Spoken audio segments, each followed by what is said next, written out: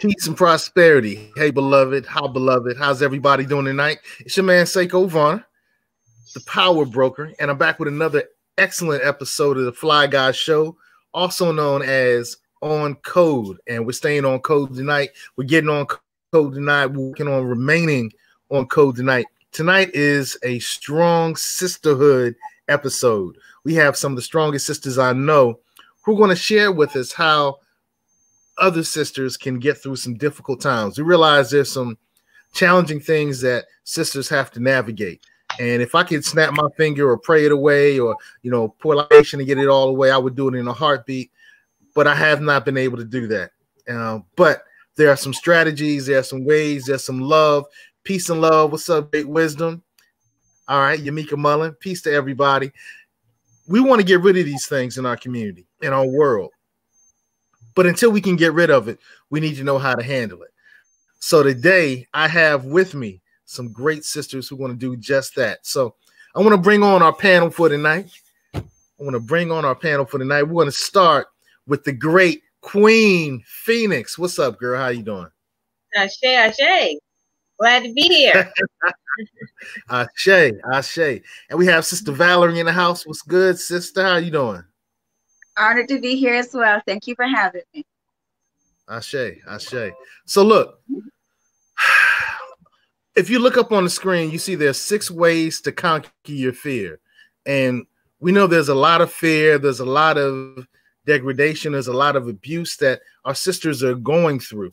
So before we go into all of the abuse and those stories and the things that are going to really kind of curdle our stomachs, I want to say that this book that you have, Queen Phoenix, 6 Ways to Conquer Your Fear, is kind of like a blueprint. What's it a blueprint for? It's actually a blueprint to actually show people steps that they can take while they're in the middle of their challenge. A lot of times we do see a lot of books that people who have overcame or more than conquerors have been through, and they talk a lot about their adversity, but they don't tell you the steps that they took to go through it. So when I was thinking about writing this book, I wanted something because, yes, women go through a lot and women have seen a lot in their life. But I wanted something that after you read it, instead of you feeling more worse than what you did before you read it, but this would be something that would be inspirational, uplifting, but also tools to help you get through it. So in this book, it's actually sharing a lot about my story, my challenges, my adversity that I had experienced in life, my biggest fears, and things that I used to help me get through it. Times you don't have the support, you don't have a person that you can run to talk to. So it was just things that I needed to find within to help me weather the storm. So when you read this book, it actually tells you certain things that you can use while you're in the midst of the storm, while you're in the midst of the abuse and things that you're going through, things that you can say to yourself, powerful affirmations that you can tell yourself to lift yourself back up. Because that's one of the things that I tell people. We all have a fire burning inside of us. But when we go through adversity, what that is ashes being thrown on top of our fire to put our light out. And what this book is to show people how to unite that fire back within so they can burn up the ashes and be able to rise back up and be the phoenix that God calls them to be. So that's what the main focus is in that book. Ashe. And we have Memoirs of a Karmic Dynasty who's joined us. Peace, sister. How are you doing tonight? Peace, everyone. I'm well. How's everyone today? Doing great. Okay. Good. Well, look, we started off with the book, which is kind of like the solution, not solution, but the strategy, the blueprint. And I wanted to make sure we started off with that. So we gave it the time and the honor that it deserves. But why is a book like this necessary? And QP, you're kind of running the show tonight. Queen Phoenix, why is a book like this necessary? What are some things that you've helped some sisters go through? Well, a book like this is so important because a lot of times sisters are faced with us being put against each other. We're faced with I'll say how they portray a perfect woman when it comes down to the men. She has to have this shape, this size. But what if I'm not that shape? What if I'm not that size? Those are things that as a woman we go through, we experience. And so we have certain insecurities that's inside, and we don't have anyone that's there to actually feed into us. I was talking to King Phoenix, which was my husband, one time, and I said, what is it about men when they find someone that they really like, the first thing they do is instead of lifting her up, they put her down? And he had said that what little boys are taught, so they won't be scared to approach a pretty girl, that when you see a pretty girl, instead of complimenting her, say something negative, it'll bring down her guard. So now you'll be able to have the ability to now talk to her. And so I said, huh? But these are things that we're faced with growing up. And as a woman, we don't know. But I remember growing up having little boys pull my hair or saying, oh, you're skinny, or oh, you this. And I'm like, okay, but later on, that's the same little boy that likes me. But these are things that we as women go through, and we don't have anyone to lift us up. So that's why it's so important. And in my book, I have affirmations that I tell them to every morning when you get up. You should say to yourself that I had to start saying to myself to build back up my confidence, to build back up my beauty inside. And a lot of them is, I'm strong, I am worthy, I am beautiful, I am imperfect. So these are things that I had to start telling myself to build myself back up. But I want to really, because it's amazing that as I've been out here and meeting new people, as I just met Joy, it's just so amazing how me and her got a chance to talk and to realize that she experienced some of the same things that I experienced. And then Miss Valerie, she's another person I just met. And sometimes as women, we need people that we can go and talk to. And I know sometimes that we feel like, hey, I don't want to talk to a therapist because, oh my God, that means I'm crazy. But I'm here to tell you guys and be transparent that actually Valerie on this line is a licensed therapist. She's also a social worker, but the biggest thing, she's my therapist. She's someone that I can go to, that I can trust, that I can talk to, that would then fill me back up. And it's not to say that I'm crazy, but I always tell people I am crazy, because when you go through an abusive relationship, you lose some of your marbles, right? And you don't always get them back.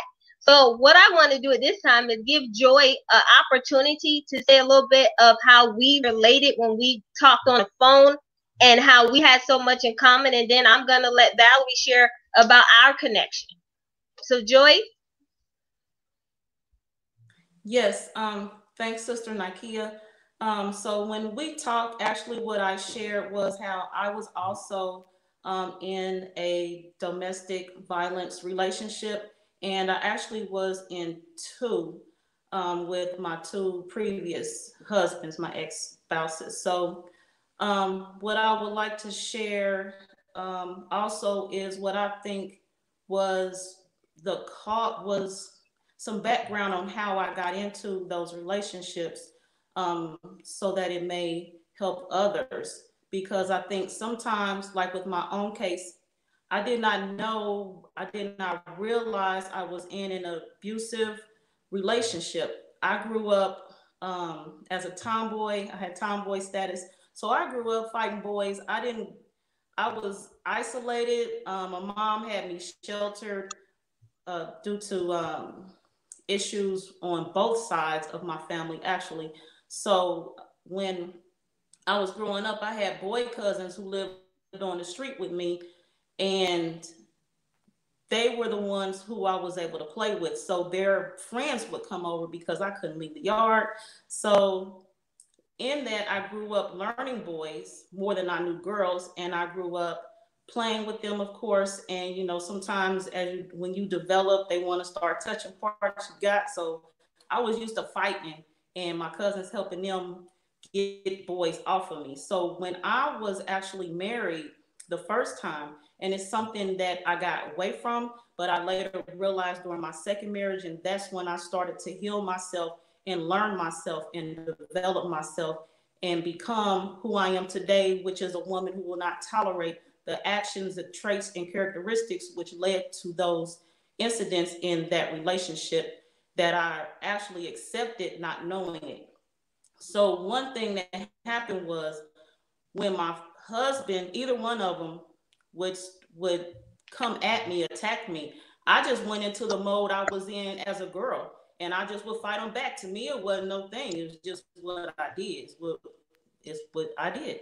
So I didn't realize I was in an abusive relationship. I just was doing what I knew to do. So I knew women who were in those situations, and they had the black eyes and the broken ribs and different incidents that happened to them. And I'm trying to encourage them. I'm doing my best to help them out and refer them to shelters and different resources in our community that could assist them, not knowing the entire time I was talking to myself as well. I needed that same type of assistance. I just was not aware of it. So during my first marriage, a eye-opening experience for me was after one of the fights with my first husband, our oldest daughter, at the time she was 4, and she came into the room. Her and her sister, was just 2 of them at the time. They were in their bedroom. And my oldest daughter came out, and she was 4, and her sister came toddling behind her. She was 2. And she looked at me. I was sitting on the couch, calming down, heaving, sweating a little bit. And she was like, "Mom, you okay?" I said, "Yeah, I'm fine." She said, "You're going to be all right." And I looked at her, I was like, I'm thinking to myself, I'm already all right. So that moment that I spent with her, I was like, wow, why is she concerned about me? I'm fine. So it made me look at what was I showing her that I didn't realize I was showing her and her sister that would make her be concerned for me. And then that's when I took some time and removed myself from the situation. I looked a little bit deeper and closer at what was going on in the household. And then I started making moves, and I left the house and I left the relationship. And not being fully healed and fully more knowing myself, I went into my next relationship with some of those same things that I was not aware of, and went through that. So I'm out of it now, and everything's well right now. We're fine. I'm fine. My children fine. Everybody's good. And that's so awesome. And that's what we're looking at, is to really stop this from happening. Because I know that it took me a while to leave, 10 years in mine. And I just really thought that staying was the answer. And sometimes, most of the time, women do feel like staying is the answer. But my honestly wake up calls when my mother passed away. And she came to visit me and asked me, was I ready to go with her? And I'm like, what are you talking about? And her spirit told me that if you stay in here 2 more months, you're going to die. And she said, you need to think about your kids. And I left because of my kids, because I wanted to make sure that they were safer. But getting that fire is a hard thing to get, and to pick yourself back up.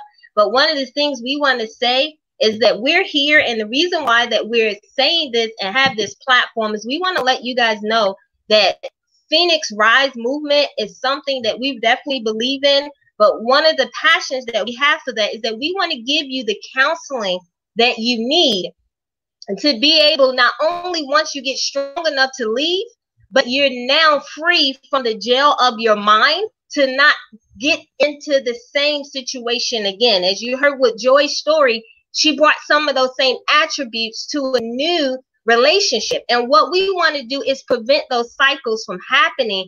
And what we do with Phoenix Rise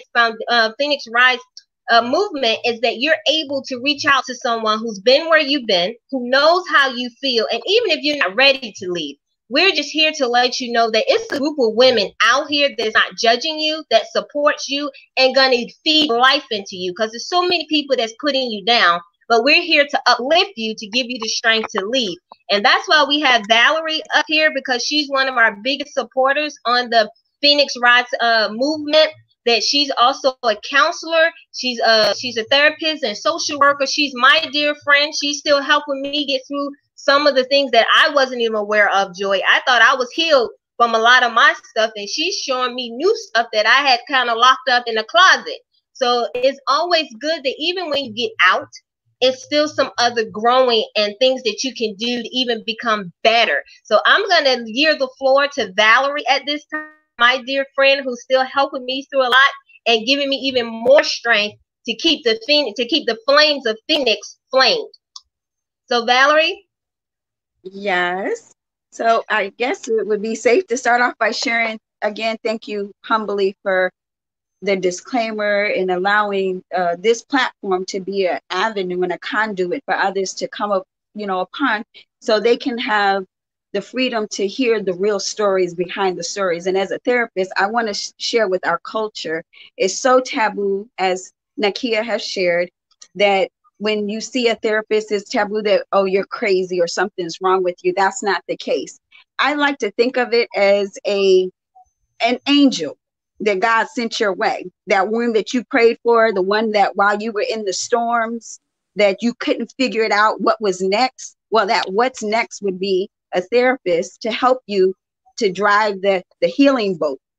And in doing so, there's so many resources that we have knowledge of. We help you on your journey in so many capacities, not just mentally, physically, spiritually, depending on your walk, and socially, schools, your children. We help figure it out because we understand right now you're unglued at the seams and you got a lot going on that you've been through and went through, and it takes the village. So I have that concept with our culture. We've heard it so many times with our forefathers and our generational legendary family makers that have done wondrous. But if anything, I want to leave as far as a nugget and a memory is that we learn by observation. Our culture, we have been taught that do as I say and not as I do. That is so misleading and misguiding. So whenever someone is in a situation, your children are watching you and they're going to mimic your behavior. So when you sit back one day and you're healed or you've gotten better, you're going to look and wonder why your son or your daughter is doing the things they're doing. But you have to remember, they watched you, and that's a form of love. So in their eyes, that's how I show up my love. This is how I display my love. This is how, I was taught to love. And so it becomes a generational curse in essence. But what I love about the healing journey is when you become vulnerable. When you've had enough. One thing about domestic violence victims, I worked in a grassroots organization. I had the privilege, is the rhetoric or the saying is they will return. Well, I had one client that I had the honor of working with. And the reason I found in research and based on conversations with women in the shelter or women is that the reason they return is for financial. They can't do it on their own.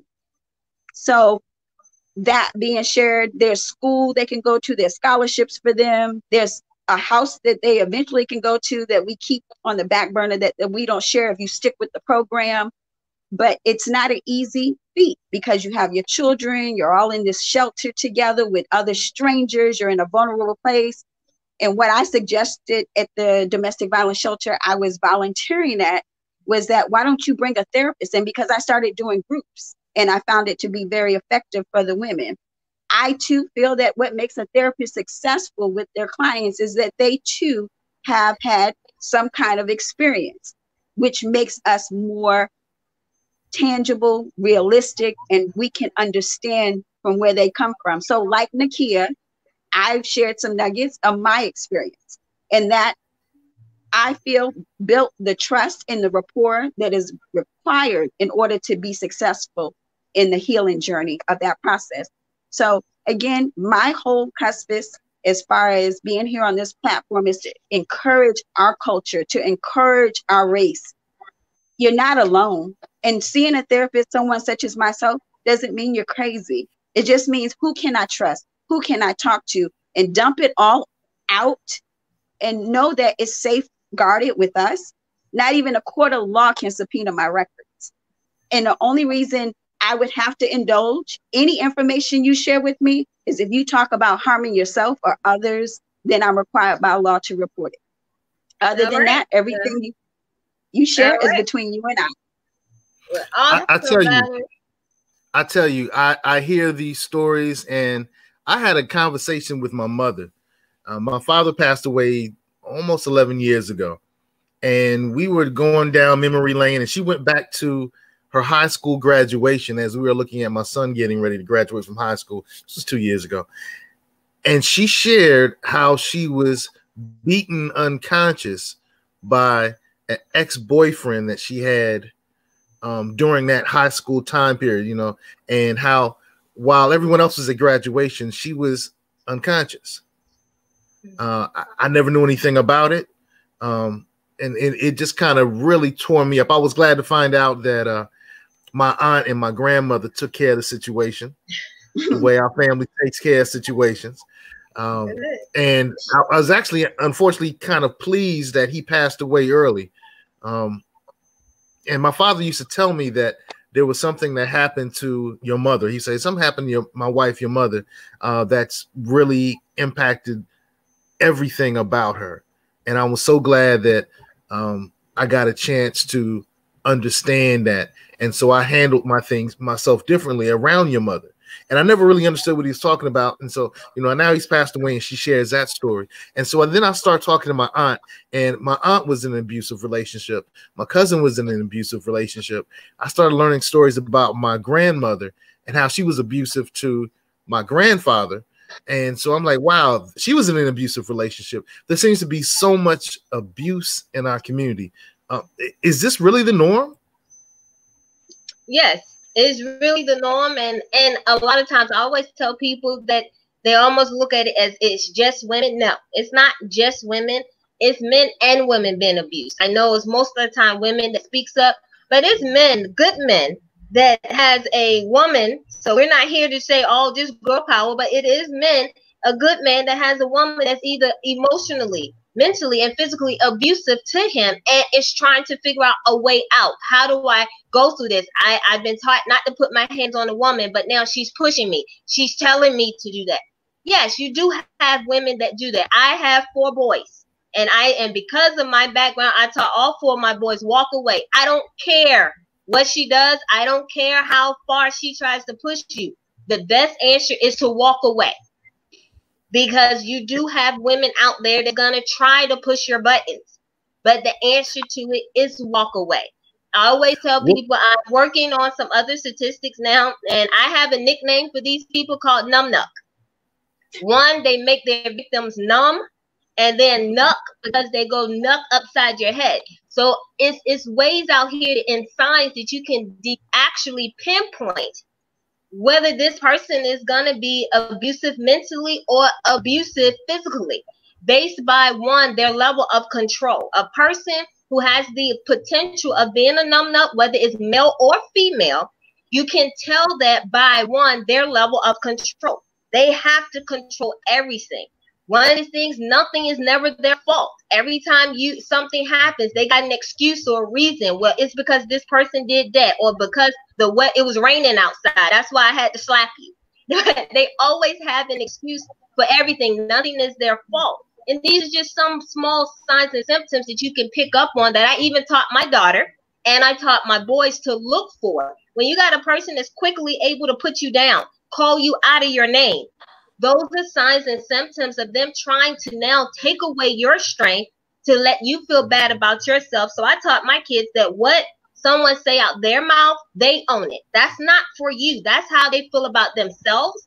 And they're trying to push that out on you so you can take on that identity. But you don't have to. The thing is, you have to take it. So it is a choice. It's just like when someone offends you. It's your choice to take offense. So these are all the things that we're going to be teaching with the Phoenix Rise Foundation. We're going to be there with the counseling. We're also going to be there to talk to family and friends. If you feel like that you have someone that is going through this and you want to know, how can I support them? What are some things I can say? We're there to teach you how to be a support, not to be their judge and juror, but how to support them on the back end until they are ready to leave. It's certain things you have to do, because if you do it wrong, you can trigger something in their abuser and you can actually kill your loved person, the one you love the most. That person can feel like, okay, you're trying to pull my security blanket away. And that's how you get a person who kills the wife, the male, and then turn the gun on the kids. This is why we have those. It's because we don't have the people that can give the proper support. So we show you how to do all of that. All right, sis. Woo, Queen Phoenix. We have one of our beloved master students, one of our beloved fly folk, who says, I had a woman that used to get violent with me, and she asked me why I didn't hit her. Does this happen with people who've been in abusive relationships? Yes. Yes, they feel like they're not worthy. They feel like that's what's supposed to happen because that's the cycle. Either it happened to them when they was a child. People think domestic violence is only when you are adult. No, child abuse is a form of domestic violence. Domestic violence just means that, hey, it's something violent that's happening between people in a relation that's related to each other. But that happens all the time, and it gets like Valerie was saying, they start thinking that's the way of love, and when you don't hit them, they feel like you don't love me because that's what they correlate to being loved. Valerie, you want to speak on that a little bit more? Yes. So what happens there? It becomes again observational learning, like you shared, sir. You know, it's generational. So if you grow up in a house and you see mom being hit on, you don't realize and recognize what's going on. You just hear her crying, but then you see her stand with your father or the man. So in your mind, that's love. You don't know that your brain, you're too young to realize that, but your brain is teaching you that's a form of love. So then when you become of age and you start dating or you like a girl, 99.99% you're going to hit her and thinking that's love. And she's going to ask, why did you hit me? Because you're not going to tell her because you love her. It's because you did. You felt like it. Whatever the case may be, but that's what you learn. Again, learning is observational more than instructional when you're young and during those stages of development from 0 to 5. And I say all the way up to 7. Everything you do, they're watching you, they're mimicking your behavior, and it will come to fruition where they become a mini you. So when people say, oh, that's my mini me, and I hear it as a counselor or a therapist, I'd be like, okay.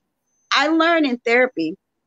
I specialize in children with the parents. I don't do therapy with children without their parents. And I say this as a prime example, because when I get to talk to the parents, when they're saying those children have oppositional situations, they don't want to pay attention, follow the rules, what they're telling me is what the parents are, or they're fighting their siblings. What I know is there's domestic violence going on in the home.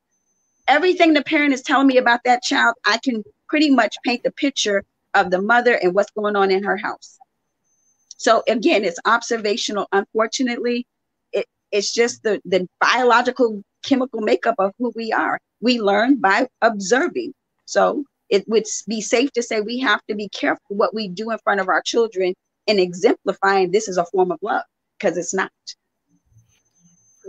Sister Joy Allen, Memoirs of a Karmic Dynasty. That just kind of spoke to a part of your narrative. You mentioned that you realized that your daughters were learning from watching you. What do you think they learned? I think they learned to accept, to tolerate being mistreated. I think they may have learned to accept being unhappy. I think they learned to accept negatives in their lives. And I worked with them, and we had counseling and to counteract and get rid of the things that they may have picked up. So I'm not sure, I cannot say what they picked up and learned, but I did my best to get rid of and or replace those things with better, bigger, and more positive things. And I definitely focused more on them as individuals during this time as well, and put a lot of focus into them. And one thing I did realize is the time I spent fighting and or defending myself, I was not taking care of them, and I was not focused on their well-being. So I did my best to replace the time that I did not spend with them, that I was using to take care of myself, defend myself, which is a situation I put myself in. So I take full responsibility for that. And at the same time, I put them in that situation as well each time. So as a mother, I did my best to make it better. You know, you said you took full responsibility Yeah. for being in an abusive relationship. Mhm. Is that healthy?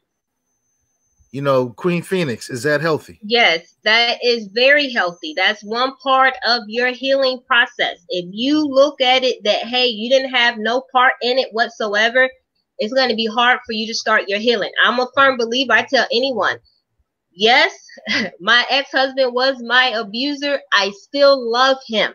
And people like, what do you mean you loved him? I loved him. I forgive him because you know what? I look at because of him is why I am the woman I am today. Okay, he taught me how to smell bull crap a mile away. And if it wasn't for him, I probably would still be naive and still thinking that everything is peaches and cream. And you know how they teach us when those fairy tale stories, and I'm still waiting for my knight in shining armor to come scoop me away. Well, that's what he was to me. He was my high school sweetheart. You know, I took those fairy tale stories as true, and I was looking for someone to come and rescue me, and he did. He came in, but that person that he started out with, which was so loving and gentle, and oh, I'm here and I'm your protector and I'm going to do this, ended up turning into my worst nightmare. But I have to say the responsibility I take is that I allowed it. Is that part of me said it was okay for you to treat me this way. Part of me said it was okay for you to go oops upside my head and disrespect me and call me out of my name. And that part of me was the part of me who did not love myself anymore and who didn't respect myself anymore, who allowed the fire inside of me to go out and tell myself that this is what I deserve. This is what you cause. And we have to break that, ladies. We have to look deep down inside and realize how beautiful we are. And the day that I realized how beautiful I was on the inside was the day that I told him enough was enough. And yeah, it became Ike and Tina Turner up in there. Unlike Joy, I didn't start off as a fighter. I was a person that felt like everybody's supposed to cuddle and love. So I didn't start off as a fighter. So when he yelled at me, I was one of them females that buckled. When he called me out of my name, I just kind of submitted because I grew up in a family that as a female, your job as the wife is to submit to your husband. So it's like he's right. And hey, this is what I'm supposed to do. And I found myself caught up emotionally, you know, with him. And that's what people don't realize. When we get into this, it doesn't start off with them hitting us upside the head. It doesn't start off with them, you know, belittling us. It starts off nice and sweet until they get us emotionally attached to them. Once we're emotionally attached, then that's when it switched. Because I didn't realize it that the day that me and him got married, he made a comment to me that I blew off that he said, look, I don't have to love you the way I did when we was dating because you're now my property. I'm naive. I'm thinking, oh, that's me. He really, really loved me. And I laughed it off like he did. And I didn't realize that he was just crazy. But that should have been a red flag that we don't know about. And we just keep going. But now I take full responsibility. I shouldn't have allowed it. When I heard that, when certain things that happened, I should have stood up and said, you know what? I'm not going to allow this. But you're weak. You're vulnerable. You don't know. So you find yourself in it. And I stayed in mine for 10 years. And I tell anyone, you can tell where I was in my relationship with my ex-husband based by looking at my kids. My kids is a prime example. When I was vulnerable, kind of very reserved and just let him do whatever, that's how my son is. He was very vulnerable. He ended up letting a girl hit on him, and I had to tell him his relationship was toxic. But my daughter, she came during the time that I was reborn, and my alter ego came out, which is Shay, and Shay was going to tear some stuff up. So now I have a daughter. That's how she is. She gonna tear some stuff up. She doesn't allow certain things. But yeah, they do pick a lot up from their parents, and they do see that. And I realized that me staying really hurt my son. And when my daughter came along and my ex-husband made a statement about my daughter, I said, I'd be dang if my daughter goes through the stuff I went through. That's not gonna happen. And because of my kids is why I left. But me as an individual, how I felt, if I didn't have kids, to be honest with you, Seko, I would have been okay dying in that relationship. Because that's how I felt that that's the only way I would have got peace is for my ex-husband to kill me. But the only reason why I'm alive today is because of my two kids. And I tell anyone that that's the only reason why I left my ex-husband was because of my kids. But for me, what helped me get through it is becoming peace, or getting peace of mind with dying, because I knew that one day I was going to die, and I had to be okay with it. The day I became okay with death was the day I found strength to just go ahead and stay and deal with it, because I felt like that's what I deserved. So I give it to, Wow. I always give it to myself all the time. My kids, I always tell them they're my lifeline. The death of my mother and my 2 kids are my lifeline. And that's why y'all have a Queen Phoenix now. That's why I can rise from the ashes, because nothing, I can stare anything in the face and say, hey, let's take it on and let's deal with it. But that strength within inside, and I'm here to tell every woman, you got to find that strength within inside. And that's why we're doing the Phoenix Rise movement, because ladies, men, all of us have to come together and say enough is enough. And like you, if you see it, Seko, he put it up there. We're looking for anyone who want to give donations, because this is a huge movement that we're doing that's going to go statewide. To have my girl down in Indiana, Joy, who's telling me what she can help me with, we can explode this thing to really show people that it's people here to help you catch on fire. We got to flame up, and we got to pull that fire from inside and tell people, hey, we ain't taking these ashes no more. Don't dump here. Take your trash somewhere else, because I'm better than this. And that's what we're here to do with the Phoenix Rise Foundation. So send your donations to help us get this movement going, get it pushed through. We have counselors that's here to help us with Valerie, and we're going to have a whole lot of other counselors that's going to be there to help you through, to say you're not in it by yourself. You're too not in it by can be a Phoenix. Rise, flame up. Speaking of flaming up, Sister Renita, she left a message saying that, you know, she left her ex-husband early, but her daughters went through similar things, and it took a while to restore their minds and bodies. Sister Valerie, how can we help our children, our cousins, our family, our co-workers, our sister friends, or whatever, because some of them are going through it? And she said it took a while to restore their minds and bodies. When you're dealing with the counseling, how do you restore both the mind and the body? Because it sounds to me like this abuse impacted them not only just mentally, not only spiritually, but also physically. It absolutely is. Miss Renita is correct. In doing so, I always tell the victim to trust the process. It's a process. I can't put a timeline on it. No one can put a timeline on how long that journey will be for the children that have been victims as well. Because observational is seeing your mother being beat on, seeing that you're little and this adult is huge. They look like a giant, or to them that they process that I can't beat him up. So the children actually start thinking actually worse than the mother. Like, how can I kill him?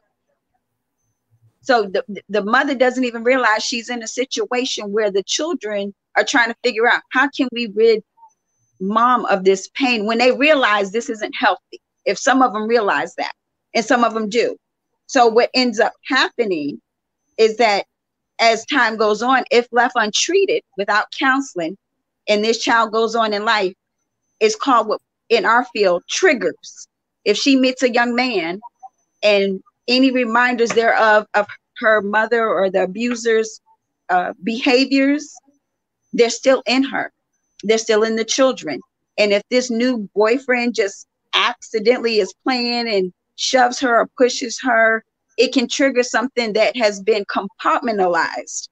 And it can be an explosion of what I call a reactive effect, possibly landing her up in jail or him.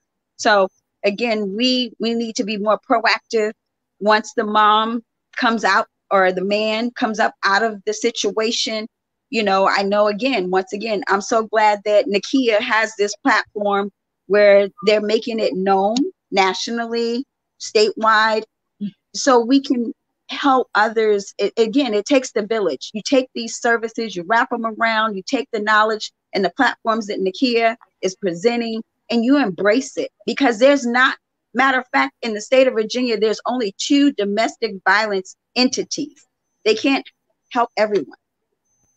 And so the need is greater than the resource that are already available. So I commend you, Nakia. I tip my hat to you. And of course, I'm your cheerleader and I'm on your team. Appreciate All right. that. I want to Ashe. I want to say that this is Seko Varner with On Code, the Fly Guys show. We have Queen Phoenix. We have Memoirs of a Karmic Dynasty. We have Sister Valerie. And we're also on Our Black Improvement, which is a YouTube channel, Our Black Improvement on Facebook and on YouTube. And we're honored also to be on Crumb TV. I want to salute and thank Crumb for allowing us to be on the Crumb TV platform as well. This is the home, the Fly Guy show is the home of conscious melanated conversations to improve our situation. And we invite you to join us. We invite you to support the Phoenix Rise movement. They're doing some great things. You can find them on Facebook. And I know Sister Renita said, hey, where can I find you on Facebook, sis? And I think I popped it up there. And that's Nakia Queen Phoenix. And I know you're working on some other things, some other platforms where people can find you. But we want to make sure all the sisters, especially all the sisters, the foundation, Hey 19, we want to make sure that all the sisters have the opportunity to rise, to flame on. You know, it's kind of, when I hear flame on, I think of Johnny Blaze first. But when I think of an extreme flame on, I think of a fiery phoenix. And Queen Phoenix, you're on fire. Your movement is on fire. We need to improve the situation. You know, there's abuse in the church. There's abuse in the mosques. There's abuse in the conscious community. There's abuse in the Democrat Party, in the Republican Party, in the Libertarian Party, in the Independent Party. There's abuse in the schoolhouse. There's abuse in the families. There's abuse everywhere. And so, you know, abuse seems to go everywhere, but it looks like there are some solutions and some solutions and some solutions. I'm saying this word over and over and over because I want us to understand that there are solutions. Queen Phoenix, your book is sort of a solution. Take a quick moment and talk about your book. Yes. Now, 6 Ways to Conquer Your Fear. Again, it's actually going to give you some powerful quotes. It's inspirational quotes in there because what we want to touch people through this book is that we want to touch people mentally, spiritually, and so they can now see the strength that they have inside. Because I always tell people that that fire that's inside is actually the Holy Spirit. That Holy Spirit is burning inside that gives you your burning desire, your dreams, your goals, all these things that you once was thinking about when you were little.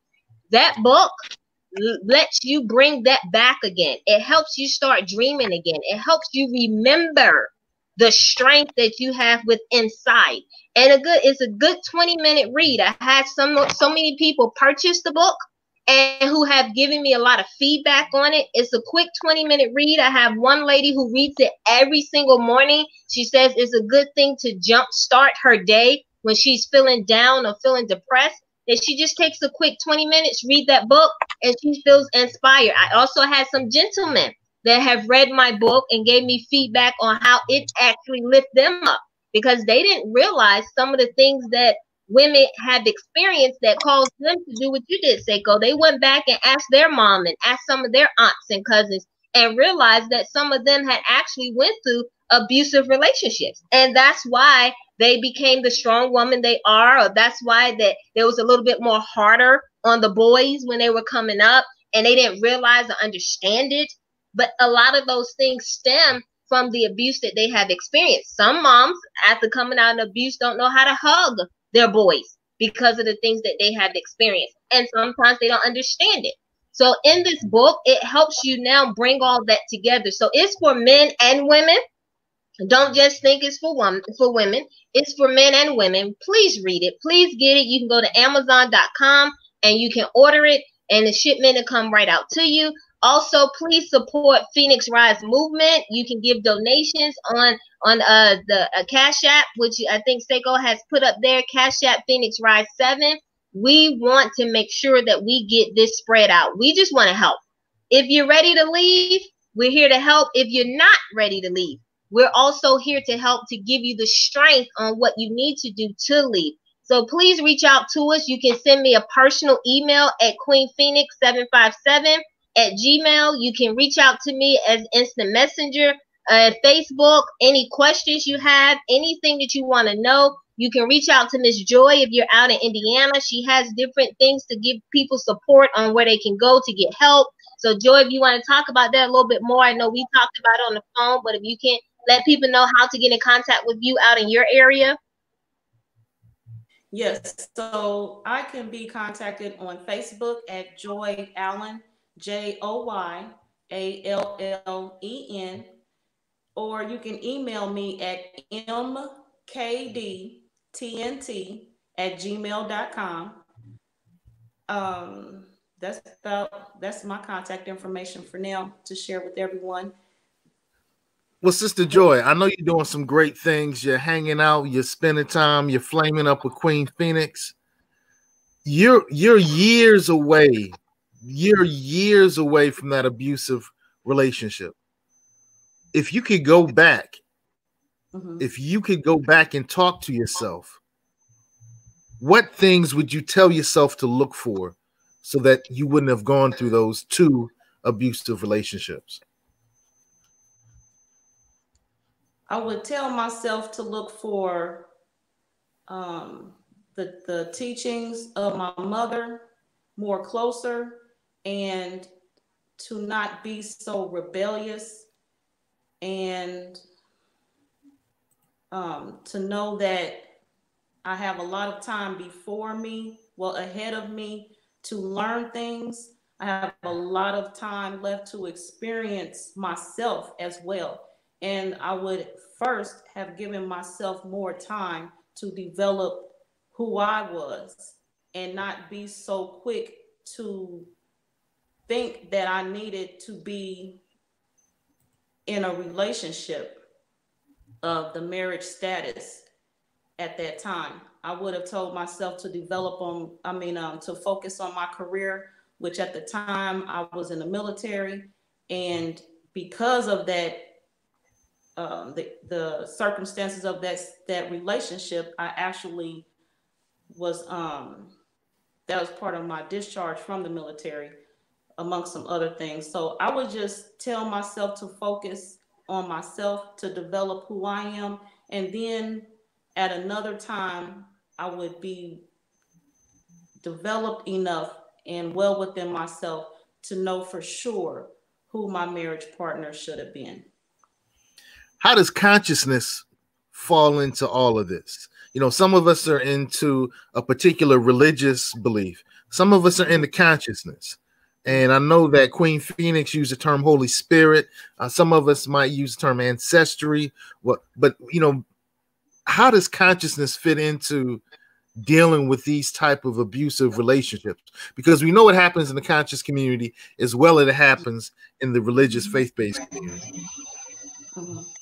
Yes, at the time I was actually under the apostolic faith, so that was from the faith that was brought to me by way of my husband at the time. My mother actually was not of the church. She knew, I would say she was conscious. She just, there was not that term to back then as it was today. I don't think she realized I don't think she realized at the time. So what I say is there's definitely a difference. I would say there were restrictions on me. I wanted to know about going to church. I wanted, probably because that was that rebellion. I wanted to know what she didn't want me to experience. She wanted me to stay away from for whatever reason or so. So I would say the church, the consciousness, different things like that definitely has an influence on these circumstances as well as other aspects of our lives. Mm-hmm. So I would say to definitely know who you are and do not focus so much on what other people say, to know things for yourself. And I actually, with that first relationship, I dove into the church, the apostolic faith, There were some things I didn't yet understand, I was not aware of, and one of them was be fruitful and multiply. So us having children, continue to having children with the things that were going on in the relationship, I was working on balancing the two. You know, I'm supposed to have kids with this man, this is my husband, but things in here just ain't right. How do I keep bringing children in here? And you know that they were that apostolic at the time where I was at was all against birth control, so that was not an option in my house to me. You know, there were certain things and submit to my husband, which is what I did, which was another reason that it lasted so long. So as we know, and I would say there was so much information, there was so much to take in, as well as at the same time, I was growing myself into my womanhood. I was also managing my military career. So I had a lot going on, as we all do. We are all different. We all have the things that challenge us every day in life. I'm gonna be quiet right now. Somebody going, because I can talk all day.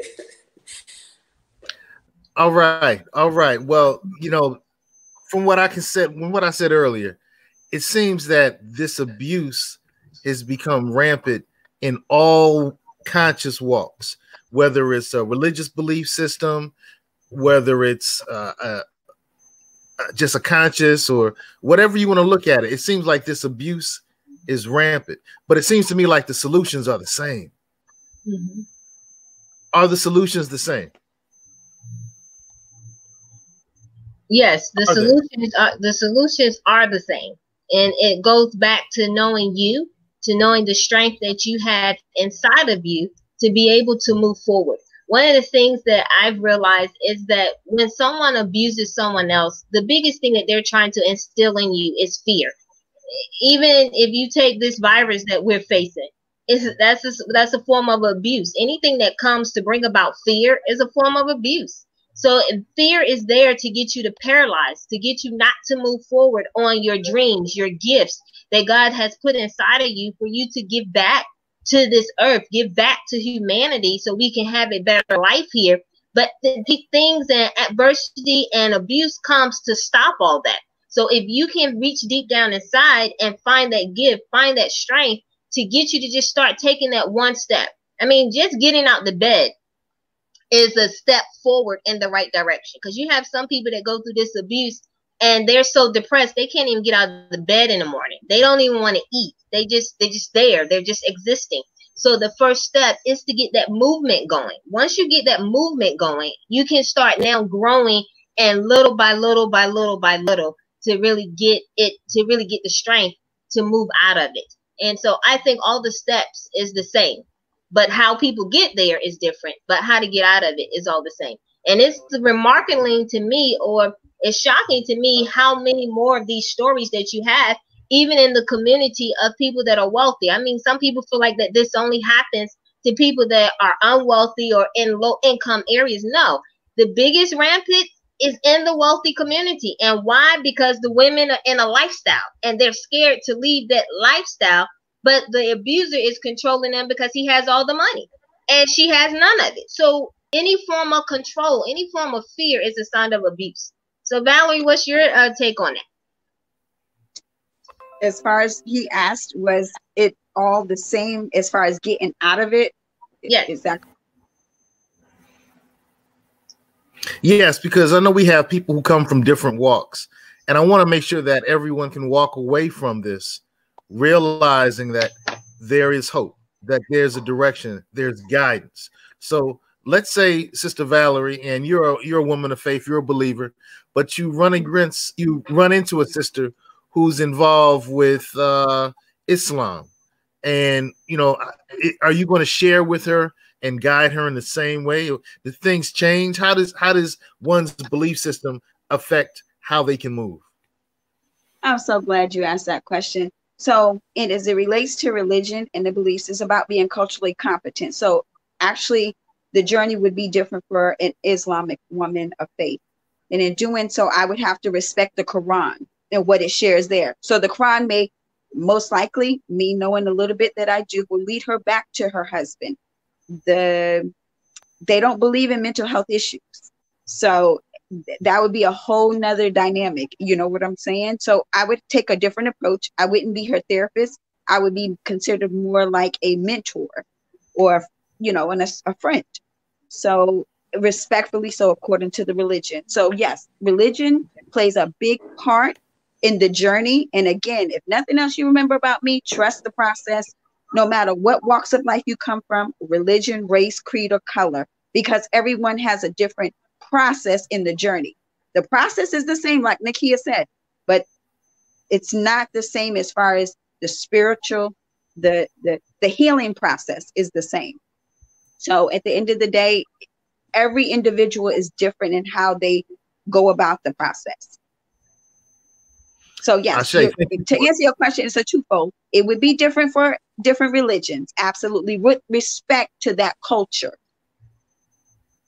Okay, so everything will be tailored, although the steps might be the steps might be different colors. Yeah, but they're still the same. Exactly the good thing. Kudos. Yeah. Okay. I say, hey, we're looking at the last 4 minutes of our live. This one was a little different. Sis, don't let your fire go out. Sis, don't let your fire go out. This is Seko Varner with On Code, the Fly Guys show. We have Queen Phoenix, we have Sister Valerie, we have Memoirs of a Karmic Dynasty, and we've been talking about some of the challenges that our sisters in particular have faced with abuse and demeaning situations, and some of the steps that can help them get out of those demeaning situations. Last words. We're going to let Queen Phoenix have the last word so she can flame on. Sister Joy Allen on Memoirs of a Karmic Dynasty, last words. I would like to encourage everyone to take care of themselves first. I would like to encourage you to know yourself. Take time to know who you are. I would also like to share that is important, because you have to first know yourself before you can completely, in any responsible manner, help anyone else. And I would also like you to continue to be encouraged. You can reach out to me. I will be available to speak with you, or we can chat, text, however you like to communicate. But reach out to someone, even if it's not me. If you need to speak to someone, please do so. And stay encouraged. All right. Stay encouraged, be encouraged, stay on code, be on code. Sister Valerie, last words.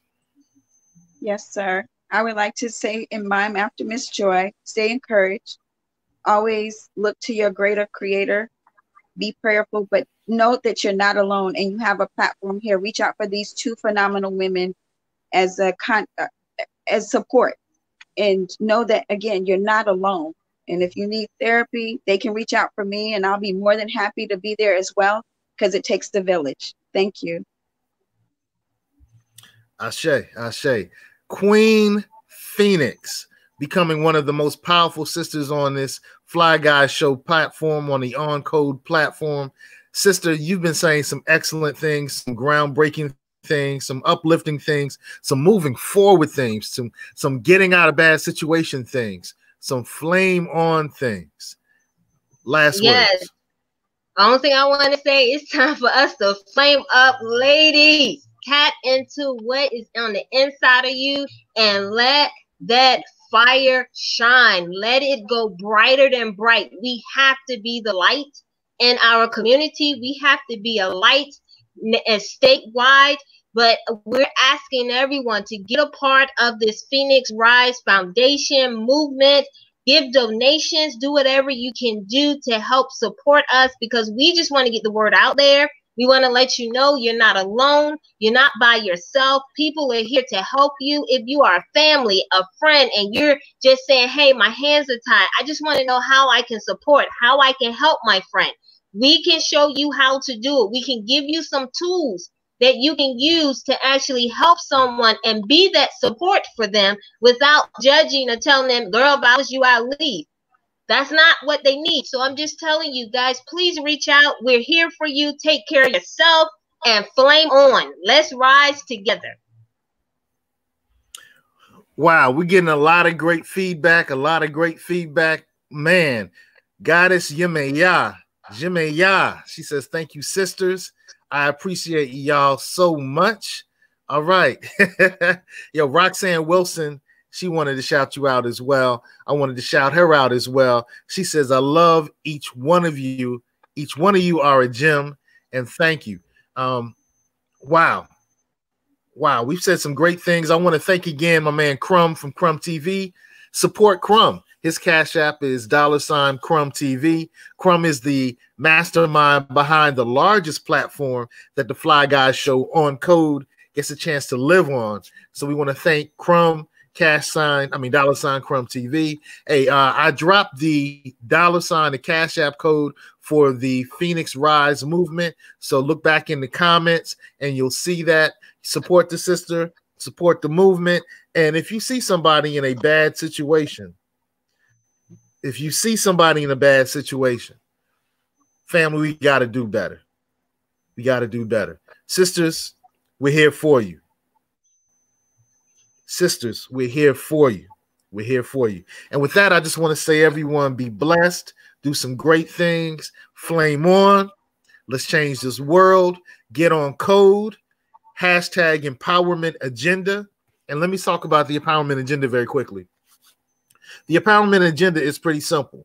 We're going to take our spiritual resources and we have an agenda that we're going to follow. So create your agenda and make sure your spiritual power is focused on your agenda. Make sure your financial power is focused on your agenda. Make sure your political power is focused on your agenda. And make sure your attention power is focused on your agenda. Code up, people. Time to get on code. Stay fly. Stay fly. Stay fly.